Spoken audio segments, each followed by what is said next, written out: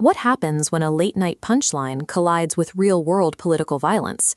Can a monologue be legally classified as incitement to assassinate a political figure? And if so, does the President of the United States possess the authority to force a major broadcasting network to fire their top comedian? We explore media wars and constitutional stress tests on this channel, so make sure to subscribe to follow along. On April 23, 2026, Jimmy Kimmel delivered a monologue joking that First Lady Melania Trump had the glow of an expectant widow. 2 days later, an armed man attempted to enter the White House Correspondents Dinner in Washington, while both Donald and Melania Trump were in attendance. Both the Trumps and the National Religious Broadcasting Association responded by demanding that ABC terminate Kimmel, arguing his joke directly triggered the attack. The dispute now centers on the threshold where protected speech becomes a federal regulatory liability. This recent clash grew out of a strategy first deployed in September 2025. Following the murder of conservative activist Charlie Kirk, Kimmel was pulled off the air after mocking the political response to the killing.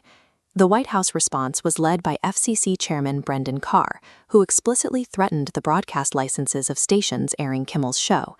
The network felt the squeeze.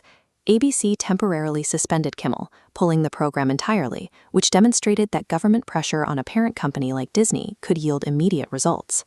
The administration found that they could achieve their goals without a courtroom battle by aiming directly at a corporate network's bottom line. Using that same regulatory pressure, the National Religious Broadcasters filed a formal complaint with the FCC. Their legal argument relies on a landmark 1969 Supreme Court case known as Brandenburg v. Ohio. Under the Brandenburg test, speech loses constitutional protection only if it encourages lawless action and results in imminent harm. The NRB claims Kimmel's joke foreshadowed harm, but the 3-day gap before the attack challenges this requirement for imminent results. Kimmel's defense is that the roast was clearly about the couple's age difference, not an instruction to a third party. If the NRB's interpretation holds, a performer could be held legally responsible for any crime that follows a joke, regardless of the performer's intent. This time, ABC rejected the political pressure and refused to fire Kimmel. Instead, the network signed Kimmel to a new contract extension, locking him in through the 2027 television season. Driven by numbers, despite calls for a boycott, Kimmel's viewership skyrocketed, peaking at over 6 million viewers, his highest ratings in a decade.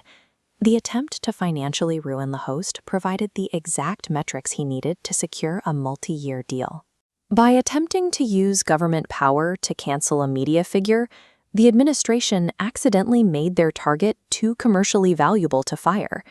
Kimmel won this specific skirmish.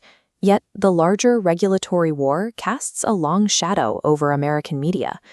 It is becoming routine for government officials to point federal agencies at broadcast networks in response to political satire. Kimmel survived the stress test because his audience showed up. But if the government continues to threaten the licenses of the networks hosting these programs, who will be the first to be silenced?